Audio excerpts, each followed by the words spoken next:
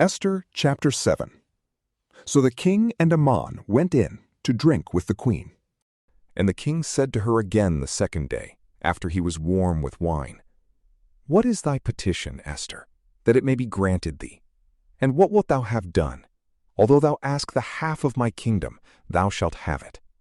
Then she answered, "If I have found favor in thy sight, O king, and if it please thee, give me my life for which I ask, and my people for which I request. For we are given up, I and my people, to be destroyed, to be slain, and to perish. And would God we were sold for bondmen and bondwomen, the evil might be borne with, and I would have mourned in silence. But now we have an enemy, whose cruelty redoundeth upon the king." And King Ahasuerus answered and said, "Who is this, and of what power, that he should do these things?" And Esther said, "It is this Aman that is our adversary and most wicked enemy."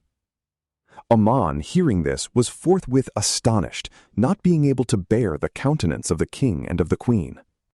But the king, being angry, rose up and went from the place of the banquet into the garden set with trees.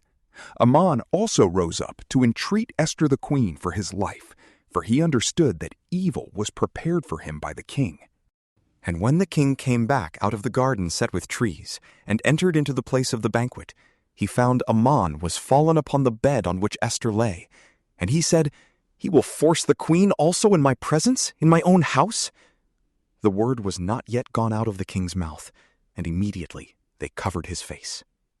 And Harbona, one of the eunuchs that stood waiting on the king, said, "Behold, the gibbet which he hath prepared for Mordecai, who spoke for the king, standeth in Aman's house, being 50 cubits high."